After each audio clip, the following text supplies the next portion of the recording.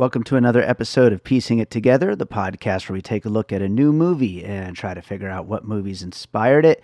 And today on the show, it's one of our monthly trailer roundup episodes. Jason Harris from Awesome Movie Year is here with us, and we're going to take a look at a bunch of movies coming out in April and try to figure out what might have inspired them just based off the trailers. And then we'll see, maybe we'll end up doing full episodes on some of these movies as the month continues. I want to thank you all for an amazing March. March was just an awesome month of new listeners, a lot of feedback, and thank you. Keep listening. Make sure you are subscribed wherever it is that you're listening. And if you're enjoying the show, rate us 5 stars over on Apple Podcasts, Good Pod, Spotify, wherever it is that you're listening. It's greatly appreciated when you do that. You can also follow us on social media at Piecing Pod and join our Facebook group, Popcorn and Puzzle Pieces, where we continue the conversation about all the movies we talk about here on the show. And before we get into the conversation about some of these April movies, I always love to read some listener puzzle pieces for some of the episodes we did in March. And I got a bunch this month. Jeez. Let's see. I'm going to try to get through all of these before we get to the main conversation. Starting off with our live show on Imaginary. Josh Gilstrap from Your Next Favorite Movie podcast mentioned The Pit, which I've never seen that, but I was looking it up and it looks kind of great, actually. So I might have to check that one out. And Pete Abeyta from Middle Class Film Class mentioned Mama, which is one that I was thinking about for that, along with all the other puzzle pieces we brought up. Mama is something that was on my mind, but great one there too, Pete. For Poor Things, Josie Demarco, who was the guest on that episode, actually wrote me after the fact and said she wanted to add to the list. So we got a couple more from Josie: The Good Fairy and Sophie's Place, which both of those are movies that I have not seen, and I'm going to have to go look them up and see what they are all about. But Josie's pieces are always great, so I'm sure that those would be really good fits. And you know what? Since Josie is sending in her own listener puzzle pieces, even though she was on the episode, I'll throw in a couple of puzzle pieces I was thinking about including, but didn't because of time. We were already running pretty long on that episode. I was going to include Metropolis and The City of Lost Children, which are both very visual movies with very well-drawn worlds that are just amazing to look at. Like, despite anything else, plot, character, just looking at those worlds are just wild. So I was going to bring up both of those. So a couple of producer, host pieces, whatever you want to call that. Anyway, next up is Ricky Stanicki, which Chauncey Telese from LA Podfidential mentioned Beetlejuice, which I love that because that Ricky Stanicki character is just, oh my God, just havoc, mayhem whenever he shows up. So I think that's a great one to include here. For Immaculate, Pete Abeyta again wrote in, and he said The Right. I believe that was Anthony Hopkins, if I'm not mistaken, a religious horror movie. I haven't seen that one. Overlord, which I love that movie, and I could definitely see that with the whole science experiments in the underground bunker. That's great. The Omen. I mean, of course, The Omen fits on this conversation. I'm sure we'll be talking about it again later this month with the First Omen, but he specifically pointed out the rooftop suicide, which absolutely. Fargo, for a strong, pregnant badass who is seemingly sweet and non-threatening. You know, Marge Gunderson is one of the best characters ever, so sure, let's throw that in there. And then I love this: A Quiet Place and Die Hard for the foot trauma. You know, foot trauma is very hard to look away from. So yeah, let's include those. Also, at Shandathran on Twitter sent in a bunch of stuff for Immaculate. Kill Bill, Jurassic Park, which I did include on the episode. The Favorite, The Descent, The Grateful Dead, and Seinfeld. I wish he had mentioned why Seinfeld. I want to hear that. But a bunch of those other ones, though, were things that I either had in mind or definitely like had thought about, but all great ones. So thank you for writing in with those.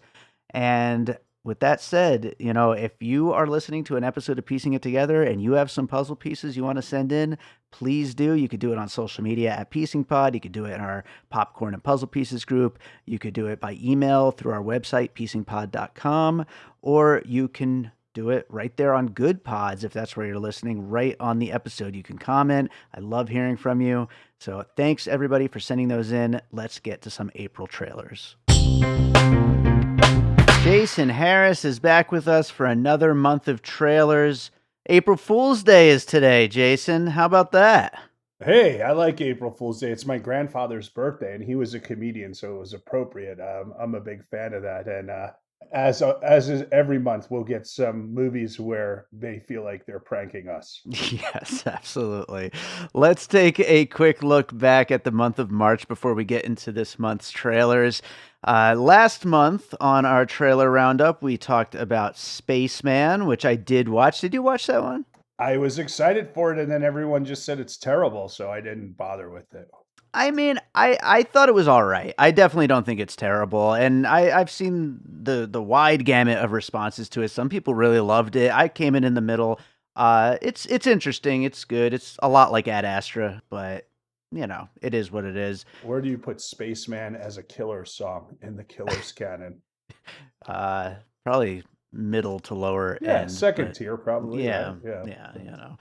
Next up was Ricky Stenicki, which I loved. You liked, and I know you wanted to be a guest on that episode, Jason, but we did do an episode I did with somebody else. So no, and that's fine. What is offensive is that you literally went to Twitter and was like, "Hey, has anyone watched this movie? I need someone to do this," and I've already watched it. Like, is there anyone who's not a bum out there who has anything of value to say?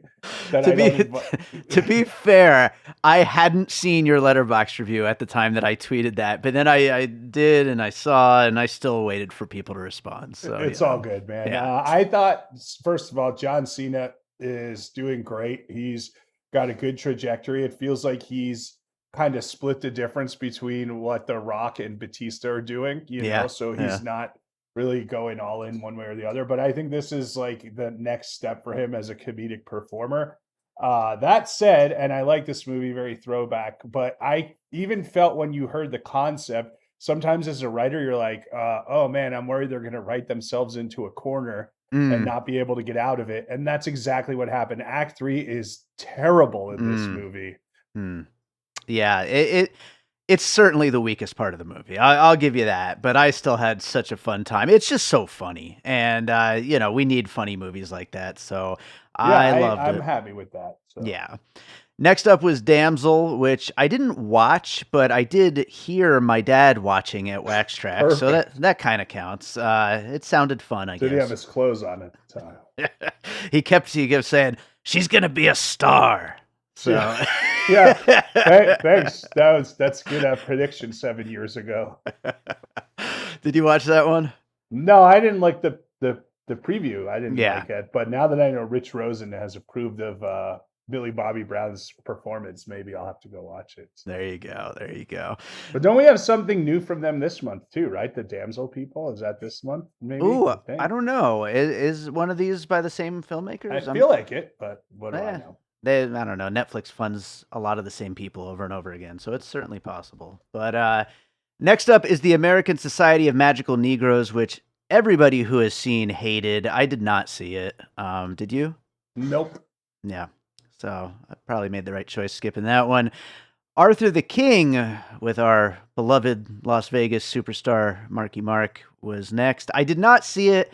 I don't know. I'm sure it's fun for what it is. How did you not see it? It's about a dog who goes on a race. Exactly. That's for you. I love dogs, and shout out to the Pups Variety Snaps, which comes out this month on April 11th, National Pet Day. But no, didn't get to this one. Maybe I'll watch it with my dad one of these days. He'd love it too, I'm sure. Do you think he's gonna watch, and when he sees Arthur the dog, he's gonna be, that dog's gonna be a star. Oh, he's the next Benji. Where'd they find this dog? Next up was Roadhouse, which I loved. I know you hated.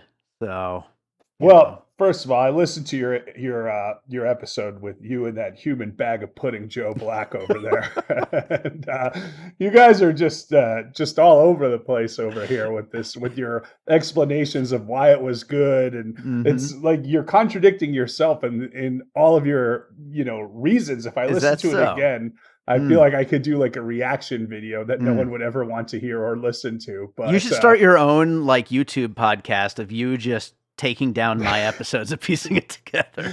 what tell me about Conor McGregor, Dave. Did you like Oh, Conor McGregor? a straight up Looney Tunes cartoon character from every frame he is on screen. He's I amazing. No, it's possibly the worst performance of the century is where I would rank that.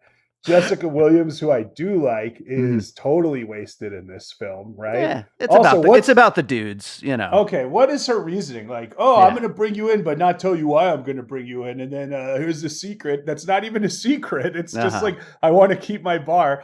Also, you guys are referencing the original, which is an amazing film, right? I love the original. But Mhm. in this one, they like even rip a beat off of it where, Dalton goes, see that guy over there? He's got a knife under his belt or whatever. Yeah. Now I understand how Dalton Patrick Swayze knows that because he's a professional cooler bouncer who's lived a bar life. Tell me why an MMA fighter would know that, Dave.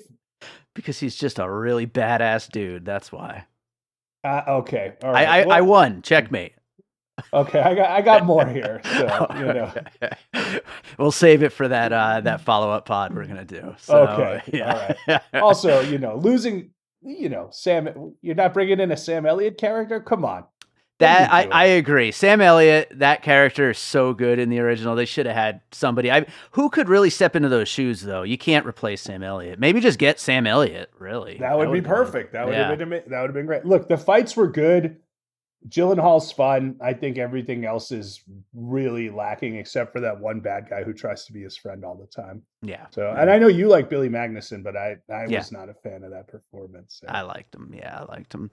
Sleeping Dogs was the next movie we talked about, which I think was that the Russell Crowe one. I don't barely even remember what that is. sure, but I Yeah. mean, No. Russell Crowe, he's got 17 movies a month now. Yeah, So, exactly. Maybe one of these days I'll watch it. Next up was Immaculate, which I actually saw twice and I loved. It was so good. One of my favorites of the year so far. Did you see it? I would love to see it. Why did you see it twice? Do you have a thing for nuns? I do absolutely. No, I went to see it early because I was going to be doing an episode on it, which it's actually today's episode at the time of recording. But Gina really wanted to see it too, so then I went back and saw it with her the second time, and I liked it even more the second time. Honestly, it's great. Back to Roadhouse, though. Spill this tea. Tell me what happened at the live recording last night. Oh, well, everybody will hear that on the podcast. But all right, we'll go on to our next one. It is Late Night with the Devil. I'll actually be recording an episode tomorrow at the time of this recording. It's a good one. Of course, a lot of the conversation around that is the whole AI thing, which is kind of unavoidable. But did What you did see they this do with movie? AI? I didn't get to see it, but what did they do with AI in this one? So literally all they did, it's set on like, a late night talk show in the 70s and like there's these interstitial images like when they're coming back from commercial. There's 3 of them, okay? And those 3 still images were made by AI. Now, there's a few like little extra aspects to this conversation. First of all, they shot this and made those images like 2 years ago when nobody was like worried AI is taking everybody's jobs. Second of all, it's literally 3 still images. It's not like AI created, you know, The entire movie. scenes, the entire movie, whatever. But there's that question of give an inch, take a mile. If we accept them doing this much, are they going to start doing more and more and more? And so that's why Yes, it's become a big thing. they will do more and more and more. Yeah. So And I think personally it's unavoidable. And, I don't like it necessarily, but, what are you going to do? That's where we're at. But I agree. yeah, It's going to keep happening. So great movie. Watch it anyway. Cool. Dogman is not out yet. I think it comes out this weekend. I'm very excited to see it. Dogman. Yeah, that's the Caleb Landry Jones, weird Oh, looking one. yeah. Yeah, Luc Besson. You'll Never Find Me. I don't remember what that was. So we'll skip over that one. The Wages of Fear remake, that's this weekend as well. That comes out today. Yeah. Right? And Yeah. we're all excited for that. Yeah, for sure. And then Lousy Carter, which, as you know, I'm super excited for. Bob Byington, I love his directorial style. And that is this weekend, too. So we've got some stuff to catch up on. But yeah, that brings us to April. Let's start getting into some of these trailers, starting with Someone Like You, which will be out in theaters April 2nd. I was going to cut this one from our list until I started watching the trailer, and it just kind of blew me away how insane this premise is. I believe this guy, he's in love with this girl, and then she dies, and then finds out she has a secret twin sister, and he's going to now try to date her.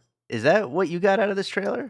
Yeah, or at least meet her, right? Okay. And then she, has to, and because she wants to meet her real parents, the mom who birthed both her and the dead lady. I guess it's, I mean, when I saw it, said like I forget the author's name, but like Kathleen Smith Productions, Sure. right? So Yeah. it must be a popular book or something like that. Yeah, So. it is. It's a best-selling novel, and yeah, I don't. Yeah, when I was watching this trailer, my mouth was kind of open, like how they would make a movie like this nowadays. It just seems so toxic. I don't know. And stealing the title "Someone Like You" from the classic Ashley Judd, Greg Kinnear vehicle, Dave. Ooh, yeah, like that's 20 true. years ago. That's true. So here are my pieces, Dave, and I think you're really gonna like what I did here, Dave. Obviously, someone who wants to find their real parents. You go back to The Jerk, Okay. Steve Martin on that road trip, and also, by the way, that new Steve Martin documentary comes out this week, so I'm excited Oh, for nice. that. Someone who feels a terrible loss. I went with Manchester by the Sea. And Dave, get ready for it. So this woman dies, and the guy is sad, and you need someone to help him with that sadness. And then the person's like, "Hey, I got someone who might be able to help you with the sadness." You know what it reminded me of, Dave? When the dead wife sends John Wick a dog. Oh, you're on your John Wick finally watching marathon, huh? I told you I was going to watch John Wick. Yeah. And I watched it, and now it's my puzzle piece, Dave. There you go. Always got to bring John Wick in every month. So I'm glad it's you, and I'm glad you're finally watching those movies. I threw in What Women Want as far as like a fucked up rom-com where the guy, has some kind of information on this girl ahead of time and, just kind of manipulates the situation. So I threw that in there. And then also I Origins, the Brit Marlin movie, where there's like a perfect match out there that's like exactly the same person, but not. And it's like weird. I haven't seen it in a while. I forget exactly what happens. I don't know that Brit Marlin movie because I always think of Another Earth where there's all the kind of that one too. replicants of what we know as people on this earth. I Origins is a weird one too. She didn't write or direct that one. She's just in it, but it definitely has her kind of feel to it. And yeah, I don't know if I'll actually watch this movie, but John Wick, Dave. John Wick rules. So, I wonder if we'll get John Wick in any of these other. Oh, I think we will. But first, we've got The First Omen, April 5th in theaters. So usually these kinds of legacy prequels, especially to horror movies, look pretty bad. But this trailer, I think, is excellent. It's one of my favorite trailers of the year so far. I'm planning this weekend, actually, on doing a little rewatch marathon of the first 3 Omen movies. What did you think about this trailer? I mean, Dave, nuns are hot right now. They Catholic sure are. and Catholicism and mysticism, religiosity, all that stuff is all over the place right now. I mean, this is the first time I'm ever going to use an actor as a piece, but I really thought of Shelley Duvall as when I'm watching this because that woman and her fear on her face really brought back Shelley Duvall in The Shining to me. Very reminiscent of that. So I can see that. Yeah, and then I think you go with like the quote unquote bad seed spawn of Satan movies, Rosemary's Baby, The Good Son, and a younger person possessed. I put The Exorcism of Emily Rose, which is a great movie, but also John Wick. Okay, yeah, absolutely. Yeah, there's really cool lighting and stuff, I could see. Yeah, I, of course, had Rosemary's Baby on my list. The other thing I put on my list, and I don't know if this extends past the trailer or if it's just a cool effect for the trailer, but all of this being in reverse, essentially, in the trailer. I was thinking of Irreversible, the Gaspar Noé film. I don't know if we're going to see more, like, weirdness in this movie, Are but you saying this movie goes chronologically backwards? Is that I what don't it's know, doing? but the trailer sure does. Oh, So, that so then you could use that Seinfeld episode where they go to yeah, Sue Ellen Mishki's wedding in India. hell yeah. There you go.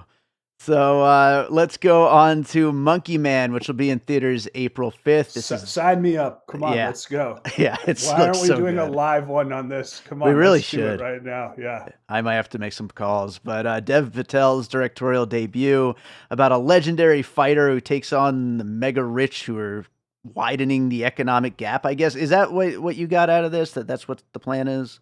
Yeah. So, I mean, obviously, we know Jordan Peele is kind of the producer on this one, or exec producer. All the word on the street is that this kicked ass, like the movie kicks ass at South by Southwest. But Mm, yeah, he comes from, he's in India. They still have that kind of caste system, and he's in a lower class, and he has to fight the upper class pretty much, right? And yeah, but there is a kind of mythological kind of the monkey man's myth. Is he like the reincarnation of it, or how does that work, right? sure. Yeah, I got an awesome puzzle piece that you've never heard of. It was an article and a podcast from the New York Times called The Jungle Prince of Delhi. Have you ever heard of that? No, you're Slam right. dunk right over you. Wow. It's amazing. It's like one of these, because in India there were all these like kingdoms and different leaders, and this one guy is living in kind of like the jungle or the forests outside of Delhi, and he claims lineage of royalty for hundreds and hundreds of years, and like they somewhat recognize that maybe that is, but also like no, this is just a guy who's like doesn't really fit in society I think nowadays I and do everything. remember hearing about this. Yeah, the way you're describing it. But there are people who worship this guy. It's incredible. I would recommend that podcast quite a bit. So Hmm, that kind of feeling came up here. And then with Dev Patel and kind of the class system in India, you got to go to Slumdog Millionaire right there, right? And sure. then I also I like the mythological element, and that took me to Ghost Dog, the Oh, well, samurai. yeah, I like that. I like Ghost Dog as a piece here. That's fun. And yeah, Slumdog Millionaire. I was thinking about. We just watched some John Woo for Awesome Movie here. I was thinking about Hard Boiled, maybe, as far as just, So good. yeah, just ultra violence, stylish cinematography, and just also there's obviously going to be a lot of Asian cinema influence here. And then John John Wick. Wick. Yeah, of course. So, yeah. I think Dev himself actually said, like, let's not just compare it to John Wick, but I mean, you can't not compare it to John Well, Wick. what I heard is this one has a lot less, it's a lot more hand-to-hand combat than, Yeah, yeah, John Wick. for So, sure, for sure. Well, next up is Don't Tell Mom the Babysitter's Dead, which will be in theaters very surprisingly. I thought is this would be it? a streamer. Yeah, it said Yeah, theaters. surprised. April 12th. It's a remake of the 90s Christina Applegate classic. I know we all hate remakes, but like, I don't know. This trailer made me laugh quite a few times. Did you like the trailer? No. No, not at all. Okay. I mean, yeah, it's House Party. They just did House Party, right? Yeah, Kind of yeah. has that type of That's feel. one of my pieces. I mean, obviously, but Yeah, I put Mary Poppins in there because the babysitter is trying to get them to tighten the ship, and then the one daughter gets like the executive assistant job with actress extraordinaire Nicole Richie, and hmm. that reminded me of The Devil Wears Prada. Okay. Yeah, sure. Why not? This doesn't look good, Dave. Yeah. I mean, it doesn't look good, but I don't know. I thought it was a funny trailer. I thought June Squibb was really funny. All I of her mean, we lines love in her, it. yeah, Yeah, but she's great. She's got a movie coming up that looks like it's going to be really fun. I nice, can't. Dave, that this film is a BET plus picture, and you point out the old white lady in it. She says hip hop ruined the blacks. The other piece I thought of was Neighbors. As far as people, kind of bringing back the house party spirit. We already name checked the actual house party movie, but Neighbors, that comedy, as far as, bringing back parties for the post-COVID world. So, yeah, I don't know. We'll see on that one. Next up is our first of 2 spider-based movies coming out this month for some reason. It's called Sting. It is in theaters April 12th. It's about this person who has a pet spider. It just keeps growing bigger and bigger and really looks creepy as shit. But also, from what I understand, is supposed to be more of like a horror comedy. Okay. So it has nothing to do with Sting's last match in AEW that recently took place. Should have saw that coming. Yeah. I mean, arachnophobia Yeah. is the obvious choice here, right? Yep. But then I also thought of Honey, I Shrunk the Kids because of the sequence where they're shrunk and then they're riding on the bee and the bee is bigger than them. Sure. Yeah. And Yeah. I'm going to throw in The Gray here because that's a good one of a man who has to fight an animal. And I haven't seen John Wick 3 and 4 yet, but I unless he fights an animal, I'm not going to use John Wick as a piece on this one. Yeah, this one is probably the least that you could fit John Wick into of all these movies this month. But for your Honey, I Shrunk the Kids, I'll go Ant-Man. Same basic premise there. Arachnophobia, obviously. And then I also threw in Rampage, the video game adaptation, because The Rock's pet gorilla starts growing and growing, and he, as much as he wants to protect him, he also has to stop it from killing at the same time. And so it seems like that's kind of the dynamic between this little girl and her spider Sting. Yeah, I mean, I think that's a good piece because you could also like Planet of the Apes this thing or whatever. Sure. So next up is our Nicolas Cage movie of the month. We've got Arcadian, which will be a limited release on April 12th. It's a post-apocalyptic world where him and his son have to survive against some kind of creatures. Honestly, I didn't think this one looked that good, but I did want to include it because of the Cage aspect. So you never know with a Nicolas Cage movie. I think it's Nicolas Cage, and I think there were 2 kids in this. But is it 2? Yeah, I think there's a son and a daughter, but I don't know. Yeah, so I mean, it's all the ones we always, The Last of Us. It's this post-apocalyptic thing. You mentioned Brit Marling. There's a whole kind of environmental aspect to this, right? Like, because they go, these are the ones who survived after the pollution, and they want to get rid of us. So I put the East in there, her eco-terrorism movie. Sure. You pick any post-apocalyptic thing you want, The Road, and of course you got to go A Quiet Place on this one, right? Yeah, those last 2 were the pieces I wrote down, The Road and A Quiet Place. I think A Quiet Place is what it looks the most like. And, they're going to be finding out some way to outsmart these creatures or whatever they are. So, yeah, I don't know that it looks great, but, Nicolas Cage, we're always excited to see what he does. He's back in Hollywood now. Yeah. I present Oscars. he was great on the Oscars last month. But yeah, Dave, what you mentioned John Woo, you and I both rewatched Face Off, and yeah. Come on. One of the best. Caster Troy. One of the best performances ever, honestly. But both of them. Travolta's awesome in that too. So. Incredible. So next up is a weird one. It looks great though. Sasquatch Sunset will be in theaters April 19th. This is the Zellner brothers, and it looks crazy. I know it premiered at Sundance and got a lot of raves out of there. It's basically just the lives of a family of Sasquatches out in their natural habitat. It looks ridiculous and do they unique. Speak at all? I don't think so. I think they grunt and kind of communicate in their grunts, but I don't think they speak. The Zellner brothers are on a hot streak right now because of their work in The Curse, I'd say. And here's a fun fact, Dave. Back in the day, I was in a short film by Tom Bart called The Mark that played at Sundance, and we were paired with the Zellner brothers Goliath. So nice. I remember going up there and they showed our short, and then we watched the Zellner brothers movie. Right on. I still really want to see, is it Damsel? That's what we talked about earlier, that they made Damsel or something. That doesn't seem like they would do. No, not that Damsel though. They made I think it's the Zellner brothers made a Damsel with Robert Pattinson, a different movie. Confusing. Too many damsels there. So that's Robert Pattinson, where I got confused. Damsel. Am I right about that? I just want to check. Yep.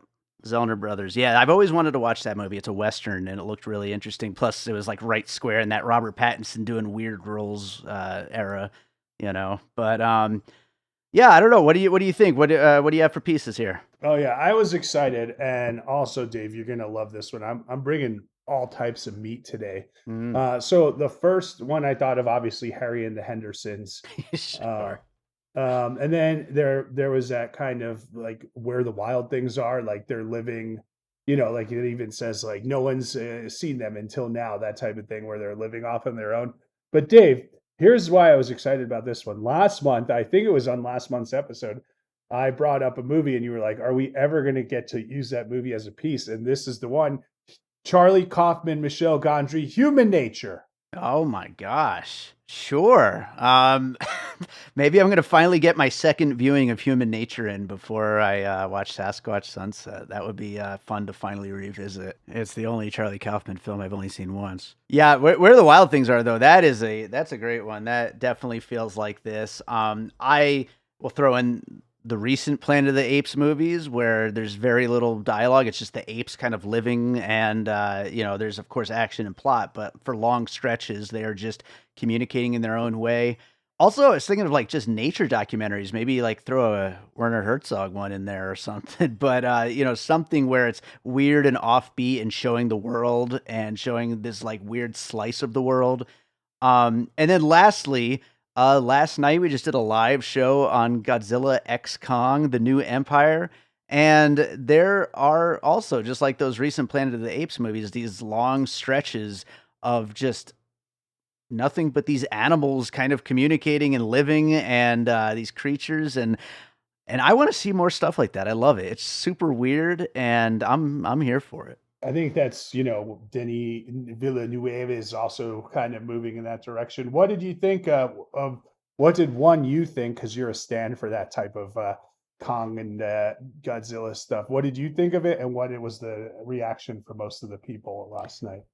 Well, I'll answer the second one first because it was split right down the middle. It was just too stupid for a lot of people, and I will admit full-heartedly it is a very dumb, made for like 12-year-olds kind of movie, but I thought it was so much fun. It is just, I mean, Kong with a robot arm punching an evil ape in the face, and doing suplexes, and the evil ape rides an ice Godzilla that he has under his control. I mean, it is stupid as hell, and I had a blast with it. It's just tough for me to even consider that after Godzilla minus one, That's because exactly what we talked about.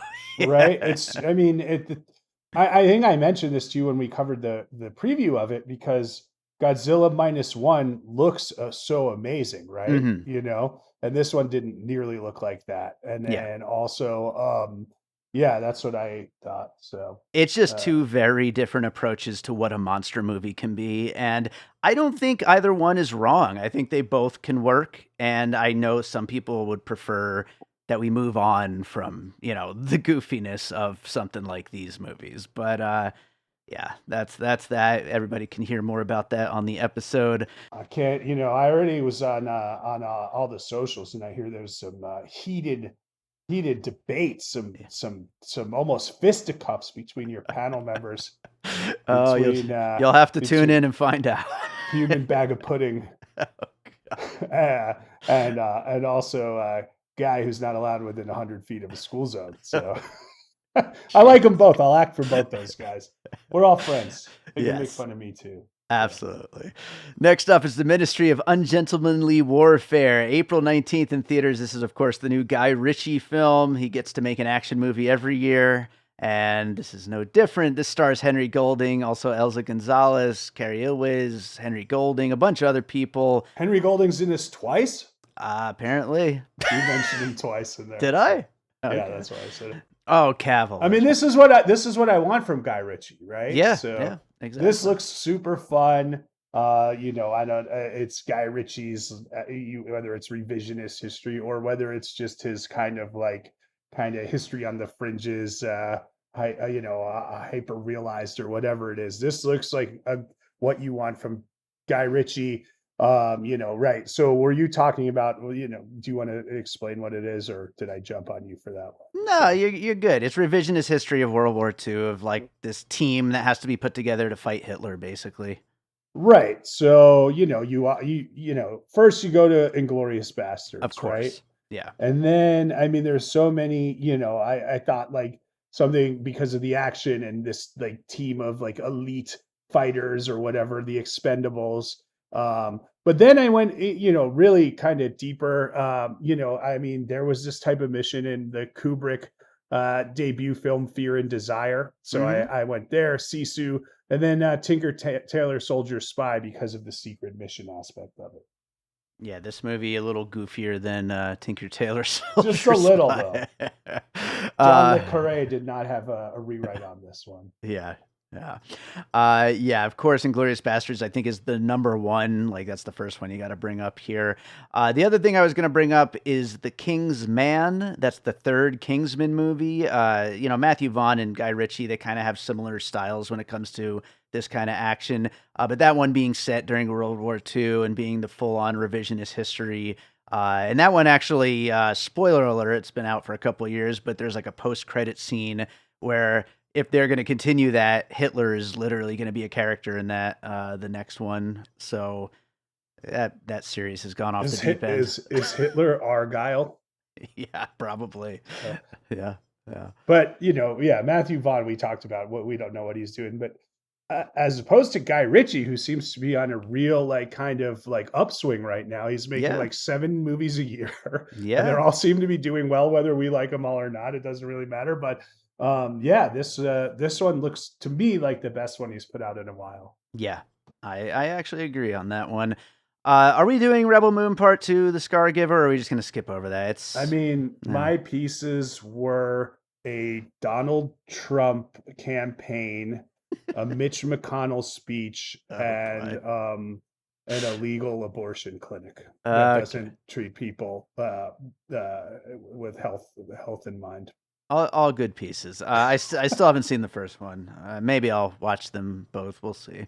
It just feels like whatever derivative Star Wars ripoff you want, right? Yeah. And I do like Zack Snyder for the most part, but these movies do not look good at all. And I would be The shocked if first I end one up was liking them. not a success. And No, no. I mean, I don't know, man. Yeah. I think it might be time for Snyder to do some director for hire work as opposed to That would be writing. interesting. Yeah. And he definitely needs a new cinematographer. He used to have Larry Fong, I believe. But now he's shooting all his own movies and they just look awful. And yeah, I don't know. Snyder, do something better, please. Next up is Challengers in theaters April 26th. Luca Guadagnino's latest film stars Zendaya as a tennis player who, after an injury, becomes a coach. And she is coaching these two guys, and there's kind of a love triangle between them. It looks interesting, and I've loved his other films.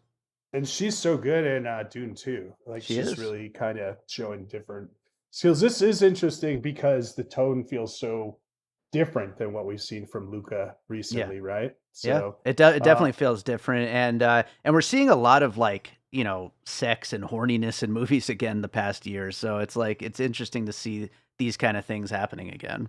right. Yeah. So, look, the first thing I thought of was another sexy tennis movie, an excellent tennis sexy movie, Match Point, the Woody Allen film. Sure. And then, like you said, there's this kind of three-way situation going on that's less of a love triangle at first and more of a three-way. And so I picked Two Girls and a Guy, the Robert Downey Jr. Heather Graham vehicle from back in the day. Yeah, I wonder how that holds up. I haven't seen that in 20 plus years at least, but yeah, good one right there. I call me lazy, but I went from Match Point, which was my first one too, to Vicky Cristina Barcelona as far as another thruple situation, I guess. Getting a double dose of Woody Allen in there. So I don't think that's lazy. yeah, sure. Thank you. Let's get some more John Wick in here with our next movie. It's called Boy Kills World. It'll be in theaters April 26th. It stars Bill Skarsgård. It's this crazy over the top action movie where he's had his voice box removed, I believe, and so his voiceover is done by H. John Benjamin. It's produced by Sam Raimi. It looks absolutely ridiculous. Everybody I know who has seen this at festivals absolutely hated it. Really? Yeah, which is very surprising because it looks so fun. So I don't know what to think.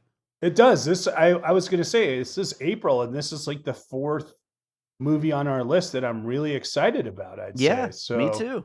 That's a bummer. It definitely feels to me. I mean, first of all, there's that whole like kind of like, hey, we kill people to keep society going on as an entertainment type thing. So there's that Hunger Games thing, right? Yeah, okay. But Yeah. but really the ones tonally this really felt like Kung Fury or Turbo Kid to me, both of which I love. And Mm. then there's a little kick-ass in there. Like I was really excited for this. I'm bummed that you said everyone hates it. Yeah, everybody hates it. I'm hopeful. I'm definitely going to be seeing it still. And you know me, I don't necessarily always go with the critics or anything like that. So we'll see if I end up liking it. A movie it reminded me of that I didn't like is Guns Akimbo, the Daniel Radcliffe kind of video Yeah. game like over the top silly action movie. But then also, I'm really hoping there's some like satirical elements to this. And I was thinking of stuff like, RoboCop and Starship Troopers. Like, it seems like in the midst of all of this insane over the top ultra violence, there's going to be some societal satirical elements to it. So I'm kind of hoping for some of that in there too. But Dave, you've seen Kung Fury and Turbo Kid, right? I actually have never seen Turbo Kid. I saw Kung Really? Fury. Yeah. We should do a watch along. We've never done I'd a love watch to. along on this. I'd love to. It's on my watch list. It's something I've definitely been Turbo wanting to Kid's see. amazing. I think they're making a sequel like now or something. I think 10, you're right. I think I 15 did. years later. Yeah, I think I did hear something about that. Yeah, I'm looking forward to watching that. Last up is our second Spider movie of the month. It's a Shudder original. It's called Infested. It'll be out on April 26th.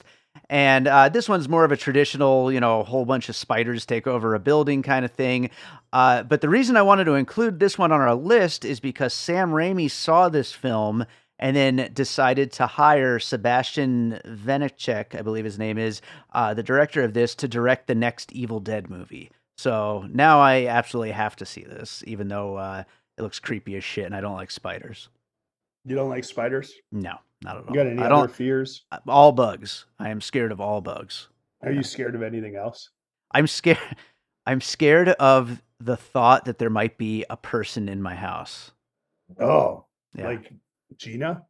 Gina can be here. She's okay. Oh. Although if I know Gina is like at the gym or something and she was to just happen to be here, that would not be okay. I'd be. You're saying, yeah, so you Yeah. don't think you could defend yourself if there was Let's and there's fight. someone right behind you right now, Dave. Ah! So, I don't like flying.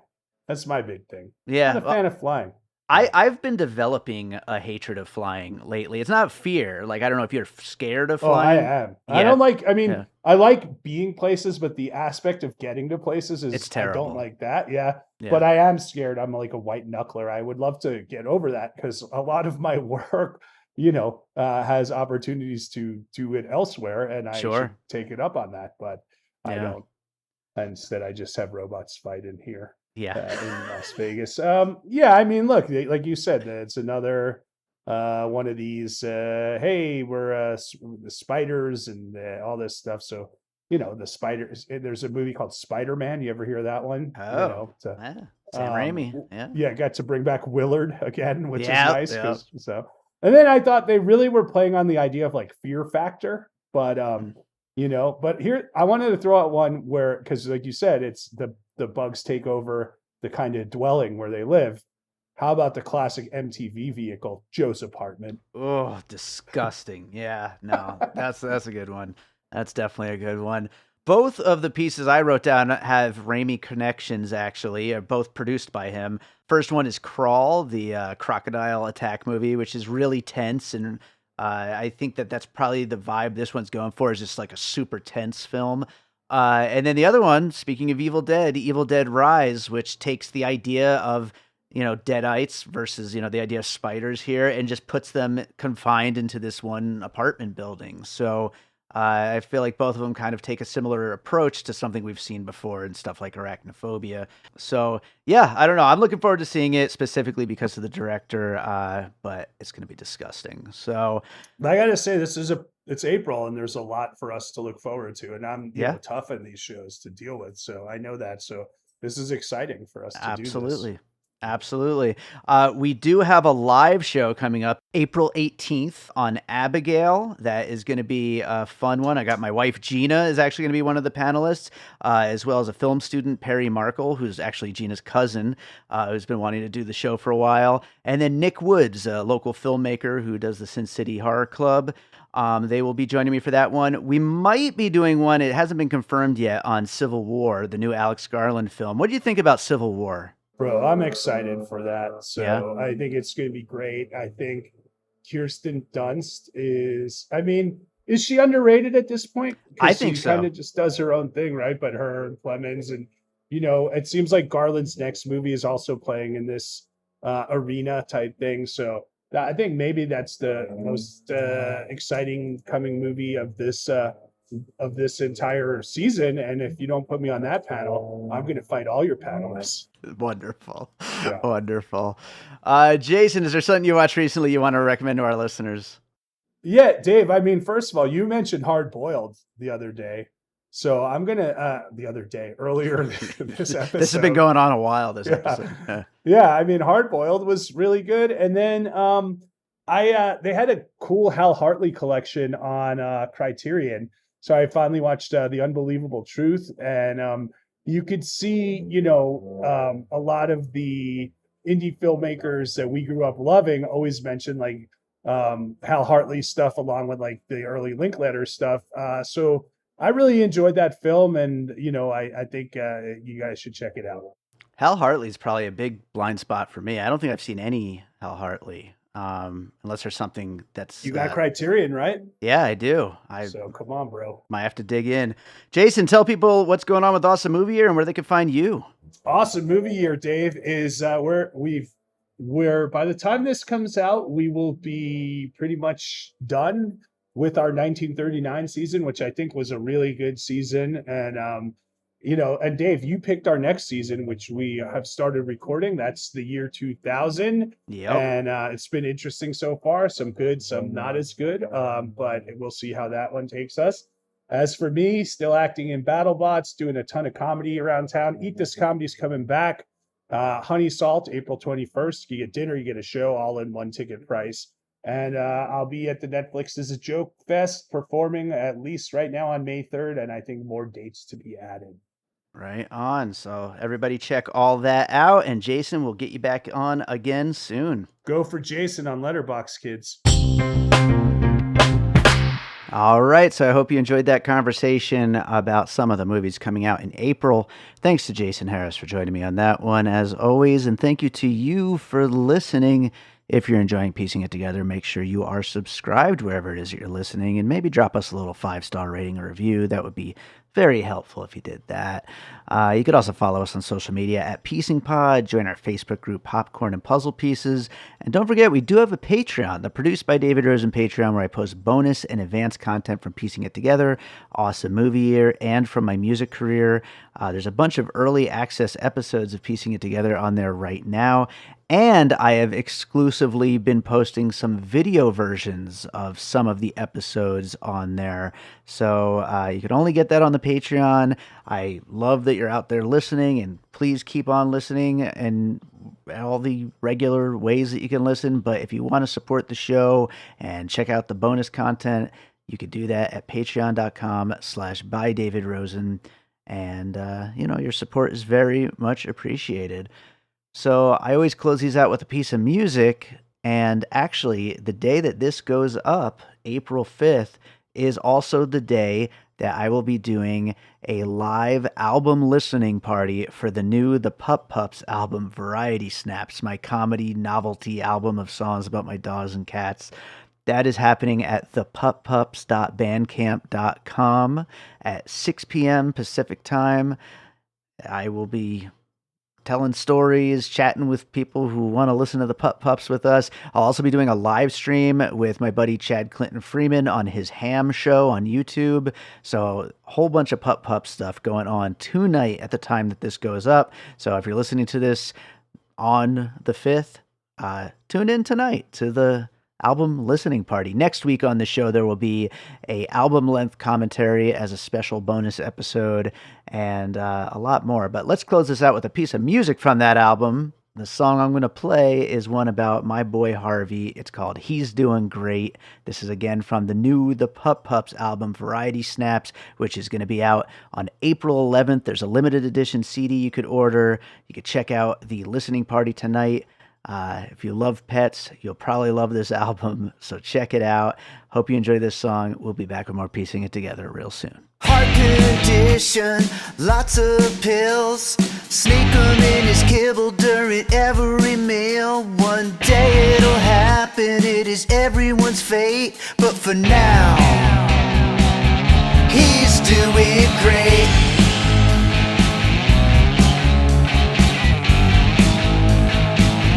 He's doing great.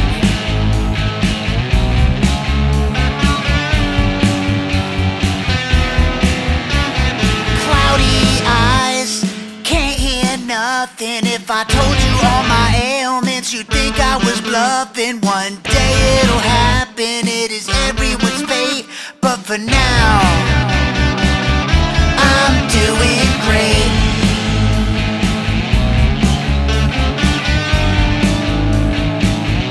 I'm doing great.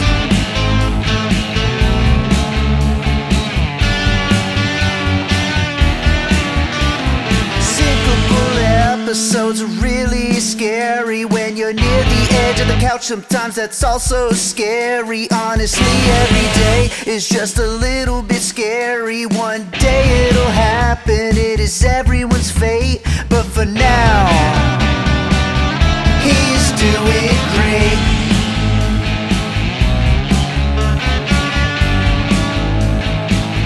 He's doing great.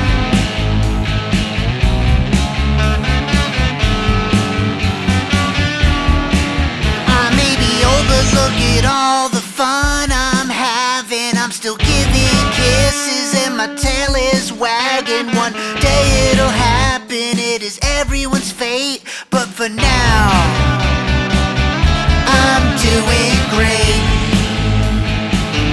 He's doing great. I'm doing great. He's doing great.